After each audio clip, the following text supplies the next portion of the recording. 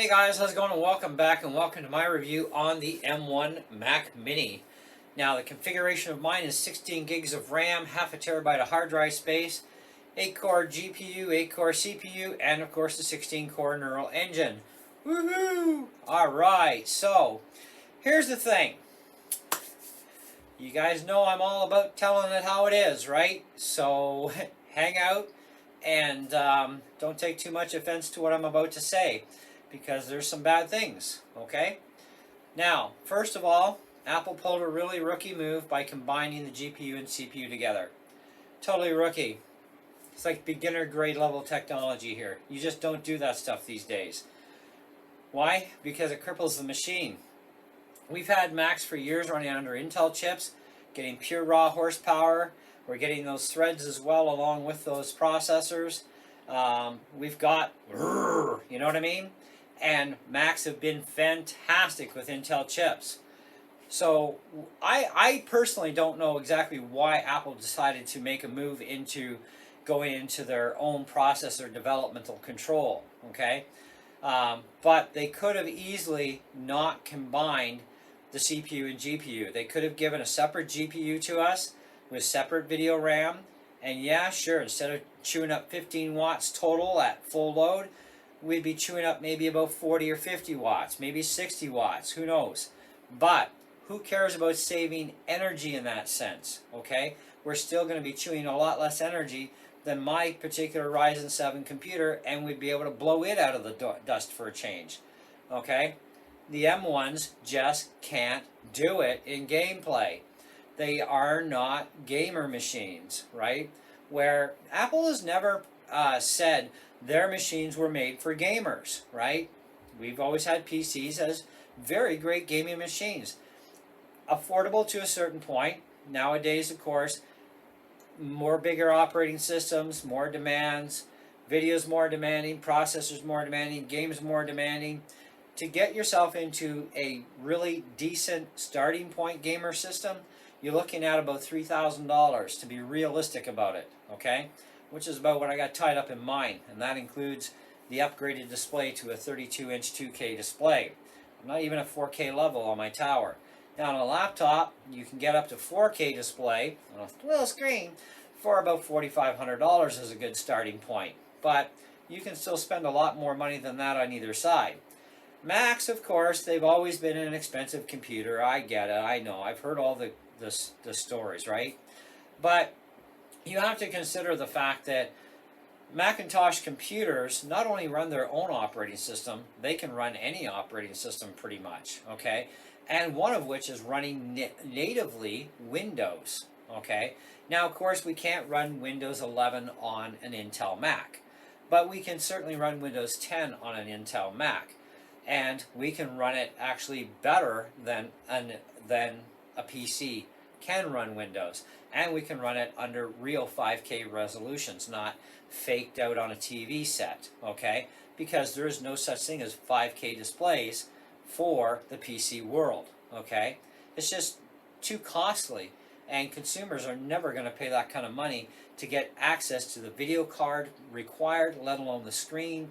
And you know, you're gonna need a lot to run real 5K even on a PC, and it's just not getting done, okay? Do the Google search yourself.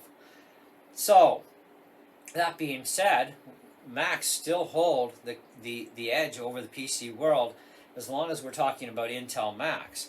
And there are some Intel Macs with some pretty raunchy high-core processors that'll definitely smoke a lot of PCs out there without even thinking twice about it. However, we've gone into the age of the M1 chip. Apple has crippled this chip by having onboard graphics on the CPU. The other problem is it's using system RAM for that video as well. Now, from what I have been able to find out on the internet, the amount of video RAM able to be used for us on the M1s is 5 gigabytes, is as much as it can take from the computer for video. So if the program demands that amount of video RAM, it takes it from system RAM. And you still have your operating system to consider too, which is why, you know, these people buying 8 gig M1 machines, whether it's a laptop or a desktop M1. A lot of those people, especially the YouTubers we've watched, have gotten rid of their 8 gig machines and swapped them into 16 gig machines. And they've gone with the higher level hard drives because, let's face it, rookie 256 gig hard drive is very rookie. It's not enough, all right? Now, I don't have a ton of software sitting on my Mini right now, and I did go for the half terabyte version, but for my usages and purposes, and for what I knew I would be able to hopefully do for games, which some of my hopes and dreams have been crushed thoroughly, thanks Apple. With what I am running right now, currently, I am chewing up 225 gigs. And that's just my operating system. That's Logic Pro, GarageBand, which have their complete sound library downloaded. I've got my MIDI software, which chews up squat for hard drive space for my MIDI devices. I've got iMovie, I've got DaVinci Resolve 17, I have Final Cut Pro installed, a couple of cheesy Apple Store games, and I do have the Marathon series, which is like a whole 40 gig, I think it's 40 gigs, not even. Let me verify that for you, because I have all the Marathon games, and they chew up a grand total of, 2.4 gigs. I was thinking my MP3s are actually chewing up quite a bit. In fact, my MP3 collection, which is not complete, is 52 gigs. Now, of course, I did order an external hard drive, so I'll be able to move a lot of this stuff externally, free up some more hard drive space. But 256 gigs of hard drive space is not enough for anybody, especially if you're doing like video editing and stuff.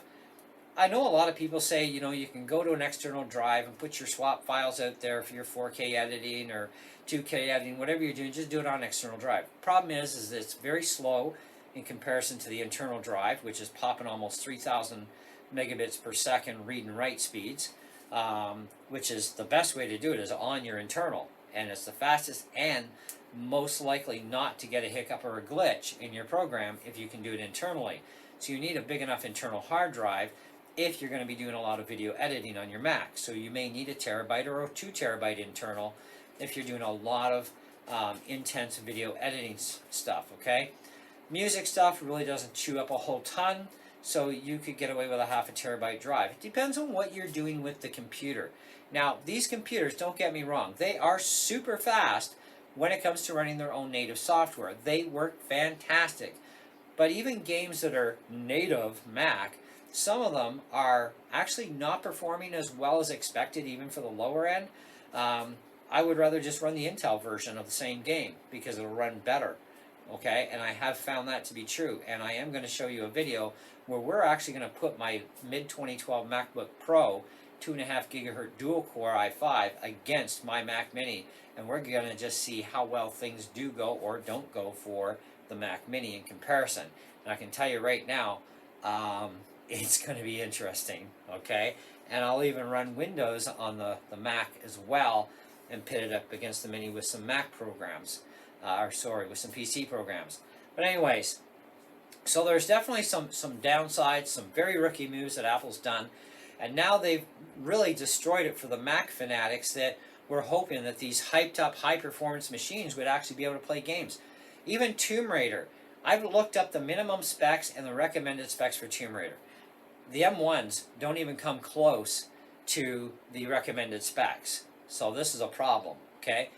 As far as the minimum specs, they barely make the grade. I mean, they definitely got the processor, but they don't have the rest of it because it's inborn video.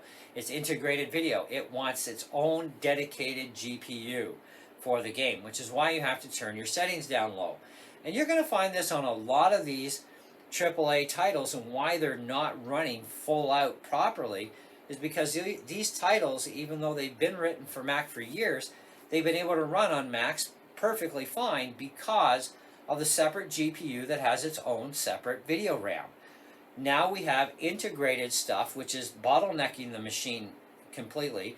The other problem we have with the CPU side is, yeah, we got an 8-core processor that runs 3.2 gigahertz, but we've seen the Cinebench benchmarks, okay? And when you're running the multi-core test, you get 3.2 gigahertz. When you're running the single-core test, you're actually only running at 3 gigahertz. So you're losing a lot of speed, okay? But you're gaining some edge in some areas too. So it's kind of a pig and a poke. The biggest problem though here is something we didn't have before. We always had raw horsepower. So if Apple said there's 30 cores of raw horsepower at 4 gigahertz in your really expensive iMac Pro or Mac Pro Tower, you got that power. You got the processing power, and you're going like, okay? Now you're like, I'm so sorry.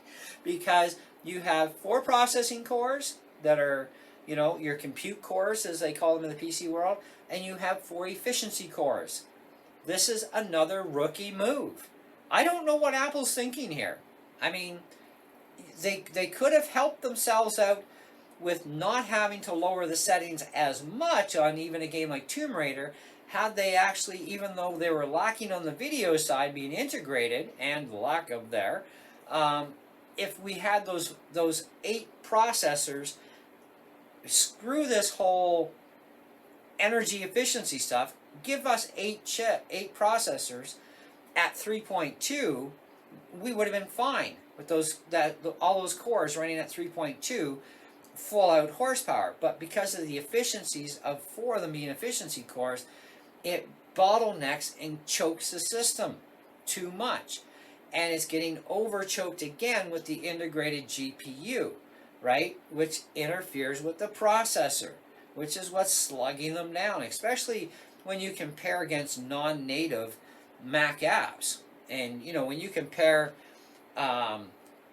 dollar for dollar, you know, I mean, I just finished watching a video myself where a guy took a Razer laptop, I think it was, there was a couple of bucks difference, okay, over the new Mac Pro 14-inch, right, which is another generational chip, right, and it ate the Mac for breakfast with Blender.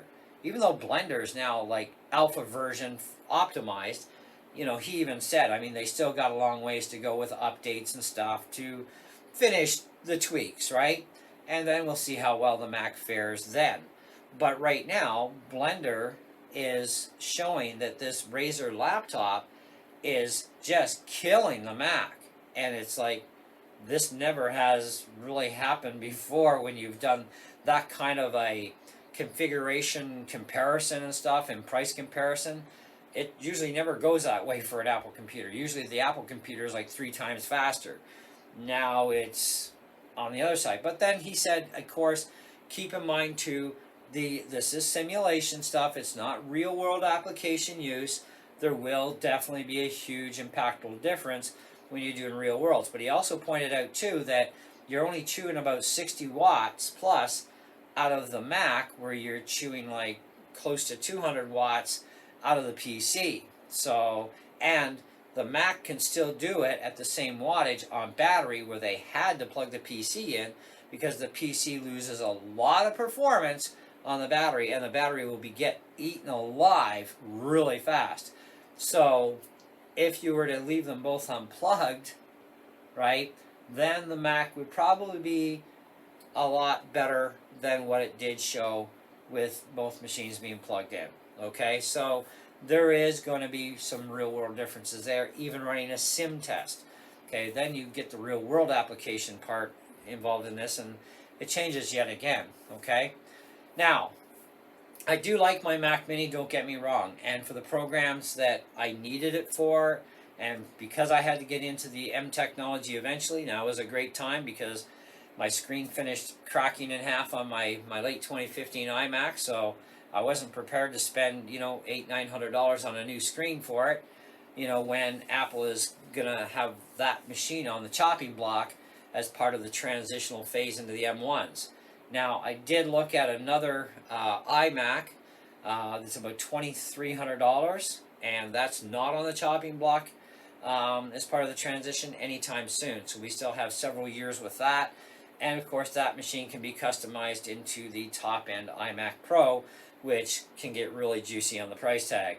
Then of course we have the Mac Pros on the Intel side that are still not going to be discontinued or unsupported anytime soon. So that's at least refreshing, and we have at least those two for sure.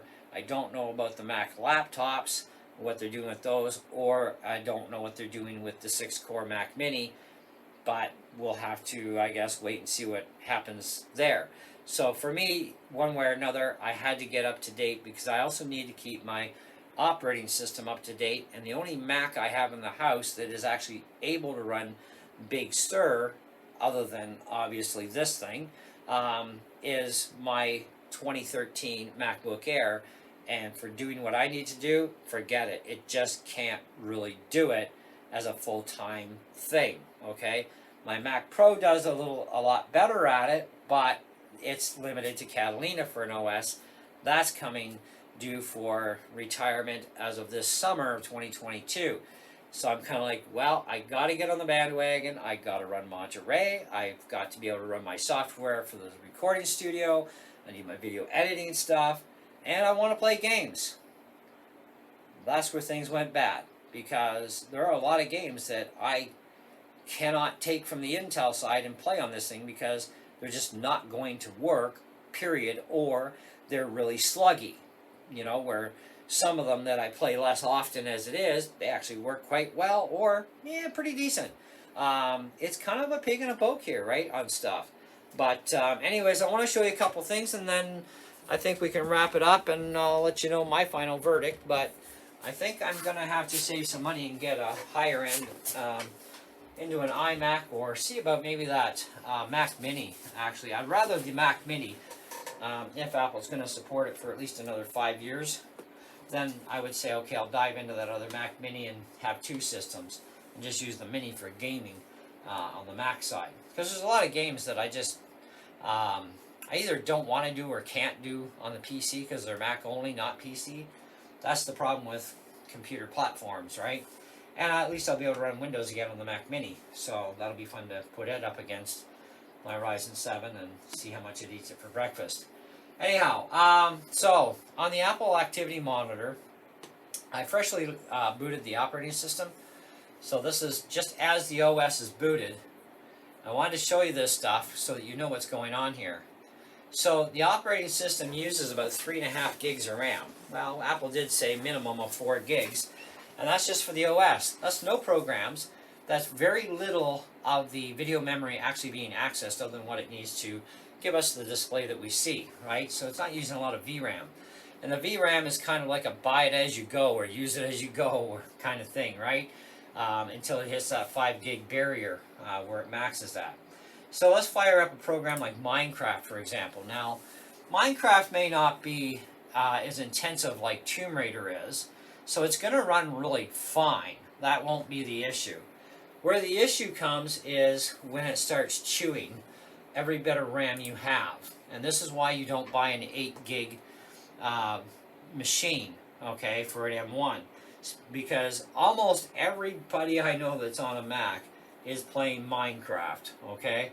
Now, even if they play it from time to time, or if they're serious Minecrafters, yeah, you need 16 gigs of RAM minimum, and you definitely need at least a half a terabyte of hard drive, even, you know, for your programs, right? I mean, this program doesn't chew up a lot of hard drive space, you know, which is not a big deal, but it does actually rip your RAM a new one, and that's what I'm going to show you. So we haven't even fully loaded yet, and we're already at over 6 gigs of RAM gone. And it's just starting to render my world. Now, I don't have Optifine installed. I have no resource packs installed. Okay, so, and I can actually show you that here, if I can remember how to get into that area. Options, resource packs. Default and programmer art is available, but it's not installed. That's what I've got, okay? And the settings as far as this thing goes, I've got things like as high up as I can, you know, for the video settings. I'm at 33 chunks, 32 chunks, Max frame rate 120 FPS. Graphics is on fancy. You know, so you get the idea what's on. VSync's on, smooth lighting's at maximum. GPU scale, or GUI scale, is at automatic. Attack indicator, crosshair, etc. Okay, that's where we're sitting at, alright?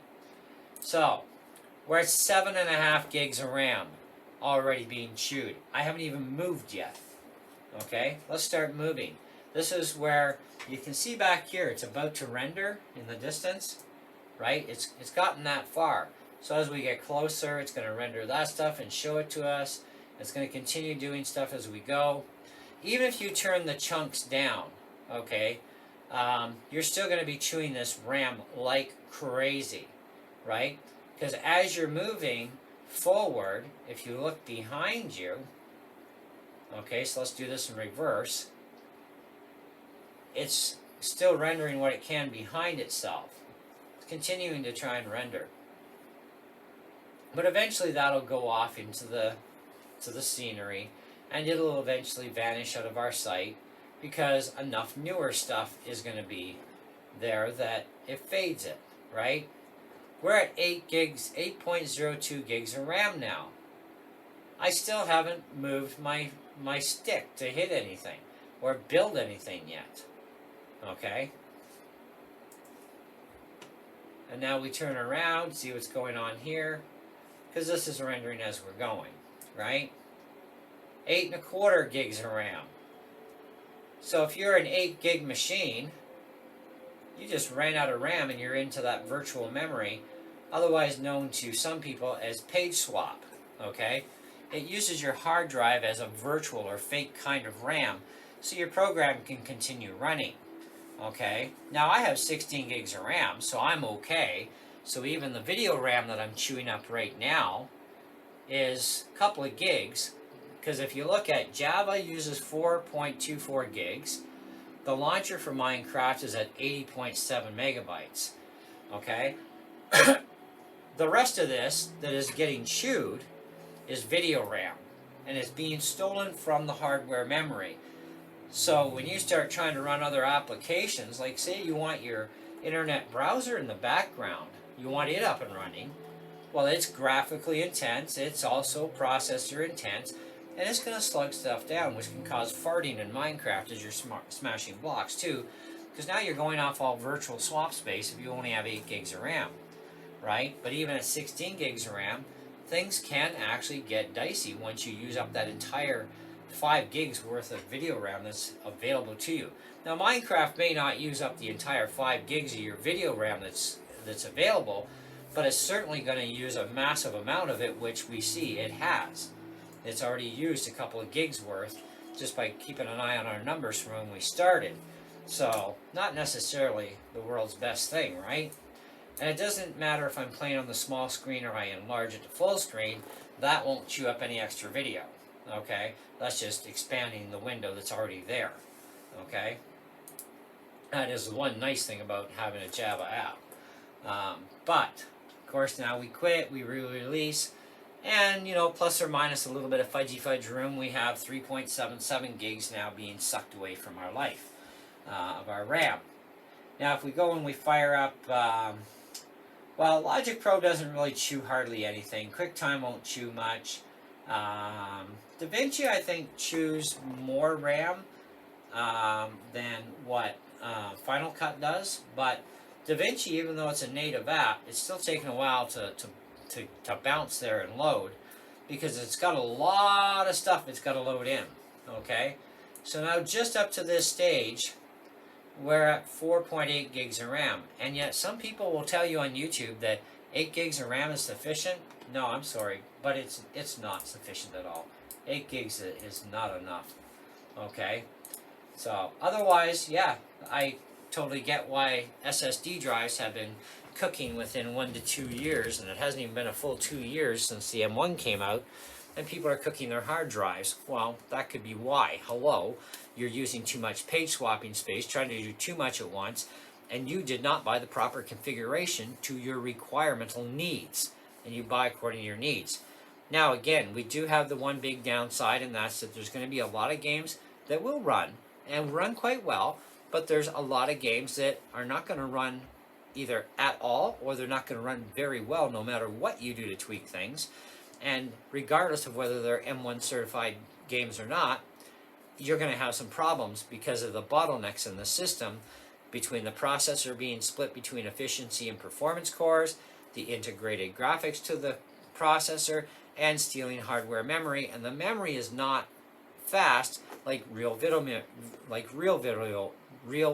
memory is. Okay, so Apple needs to fix these problems, and apparently they still haven't solved it in the new MacBooks. Now they've given us more cores, obviously, which is fine. That may help with some games, but the current run of M1s, like the first release M1s, right, with the laptops and the Mini and the iMac, these things, there's no fixing that. I mean, we got what we got, and now Apple's just building to improve upon that to make them better and better now. So these are all going to stay the way they are, and that's all there is to it. We may see some price drops, though, when the M2s come out. We should see price drops apparently on the M1s. We will not see price drops apparently on the new laptops and systems that are coming out now, like in the M1Xs and the M1 Pro. Those prices are going to apparently stay the same from what I've been hearing, but the M1's first releases should drop in price. Not tons, but we will see apparently a drop, which rightly they should be dropping them down to about half, in my opinion, because these just are not the performing machines they hyped about. Okay, they are hyped, they are definitely there, but there are definitely benefits to the M1 chip if you're running M1 native software for what Macs are always developed for anyways, which is graphic arts and designs and movies and desktop publishing and, you know, like your movie with your video editing and stuff, and doing your music. Those are definitely the strongest points that Apple has right there. But they don't market them as gaming machines. Mind you, the Intel machines were fantastic and still are fantastic for gaming, whether you're running Windows on your Intel Mac or not. They are fantastic for gaming. But now the time has come where you're now going to be a restricted area on Intel. So now as Intel processors move into their next new level generation, they're going to far surpass anything of their own predecessors of their chips and other people's chips.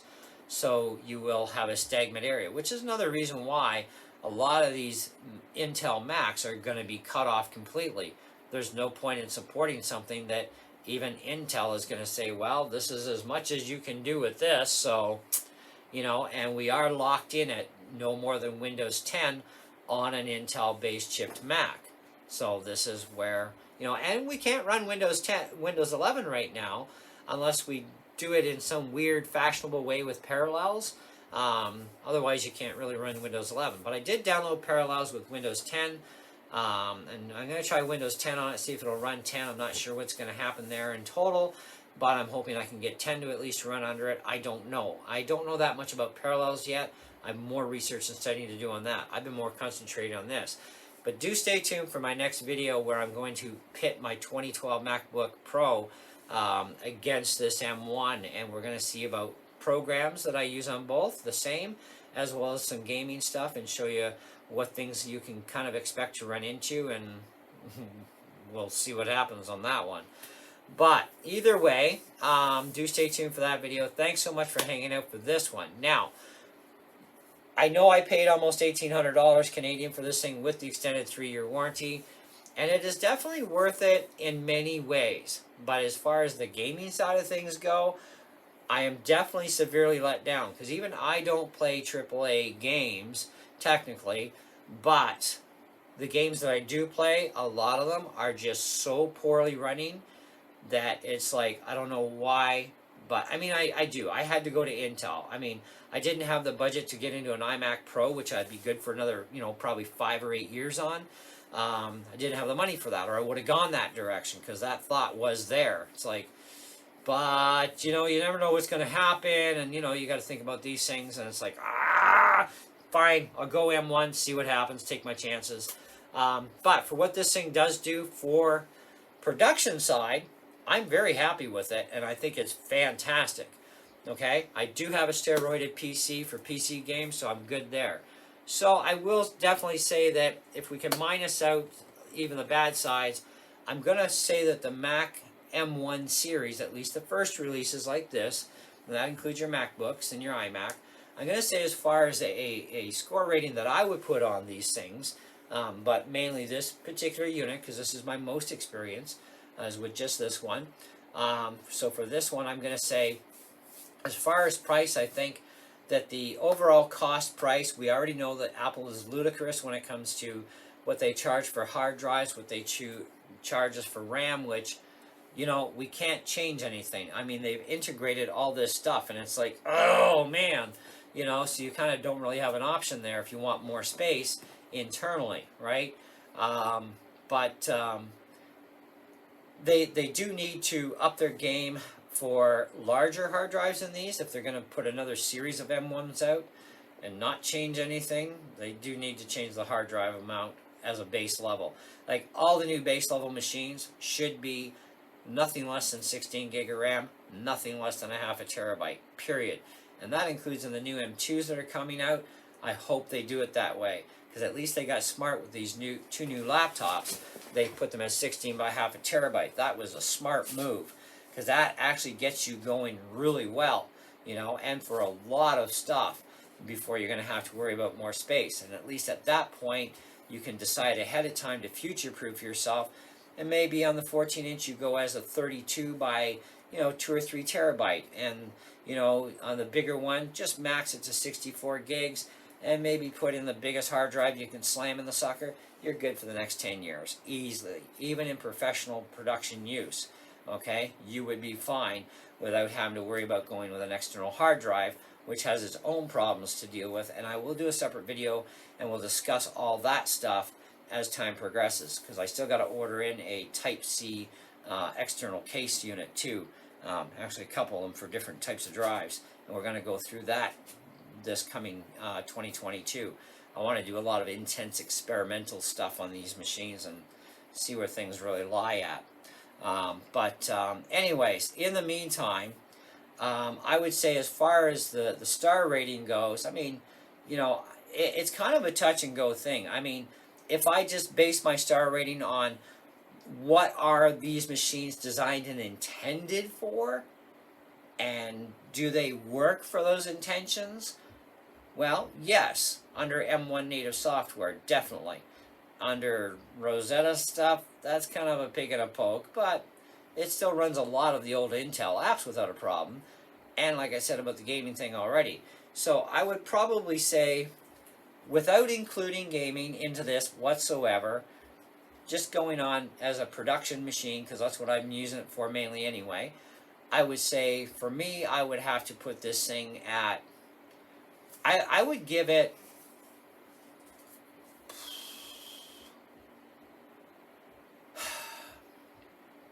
I know some people aren't going to like this, but I have to explain it either way. I'm going to have to say in total, I'm going to have to say 3 3/4 out of 5, honestly. It's a lot of money to spend for something that has such a hard time even with gaming, because, like I said, we've been running Intel chips that are definitely less horsepower, or even the same horsepower with less cores, that are outperforming these M1s even in gaming still, okay? Because we do have the pure raw horsepower, we do have the separate graphics card with its own memory, etc.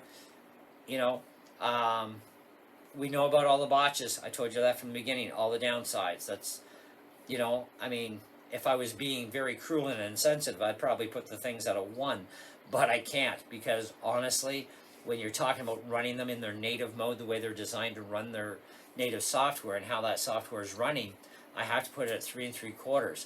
It does have a lot of downsides, though, as part of those knocked points. Not perfect, and of course, you know, we have this, we're not getting pure horsepower out of 8 cores the way we should be, because we have four performance, 4 efficiencies. That's stupid.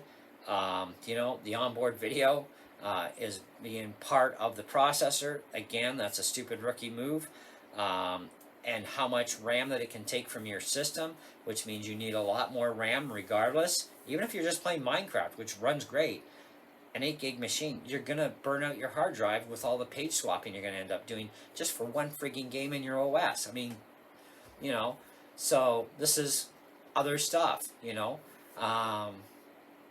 And I like playing Minecraft, so I guess I'll have to play it on my PC. Not that I have to worry about running out of RAM, but my PC does a much better job anyways with Minecraft. And that's the thing, we are lacking the capabilities. I'm not even gonna bother picking on the whole fact that we don't have boot camp in Windows. I mean, you know, we knew that was happening either way. You know, that's a given. Maybe Apple will get it back for us, maybe they won't. I have no idea. Hopefully they do get us back boot camp with Windows, because everybody Mac that's been running Windows, and that's like literally millions of us, are really flipped out at Apple right now over this. You know, so Apple's got to try and find a way to do it. But unfortunately, it is not their decision to make. It is up to Microsoft to decide if we get boot camp with Windows back. So that's where I'm at with this particular machine. So stay tuned for the next video. I'm going to pit my 2012 MacBook Pro against this beast. I'm going to put a 27-inch monitor on that Pro and set it up so that you can see both monitors. We're going to run the same kind of programs against each other, that sort of thing, and just do it as fair as we possibly can and see how things go down. This is going to be definitely interesting, because usually I would, you know, disgrace a PC against a Mac and do it that easily. Now I have to see how much I can disgrace a Mac against a Mac, and especially such an old Mac against such a new high-performance, steroided, hyperactive machine. Anyway, thanks for watching. Hope you enjoyed the video. Sorry about the length, but hey, I mean, there's only one other thing, you know, we got to cover. We have to do this. And I'm sorry, but how do you tell the difference between a M1 app and a non-M1 app? A lot of you do not know this, okay? So if we go onto an app, we go get info. If it says application Intel, you won't even see Rosetta here. That is an Intel app, strictly, okay? So in other words, Intel processor. Program like Logic Pro, let's pick that out, because we only need to do 2. Application Universal, which means it's M1 accelerated, and you can also use Rosetta to open it with, which is great for benchmarking, so you can find out how the program works under Rosetta versus its own native territory in the program. It's kind of a really neat feature, because you can do the same thing with Cinebench R23 here. It'll actually do the exact same thing. It's accelerated already for the M1s, but you can also benchmark your computer with Rosetta and do a comparison that way as well. So that's how you do it. And anyways, that's it. That's all. Thanks so much for watching. I hope you enjoyed the video, and we'll definitely catch you guys on the next one. See ya!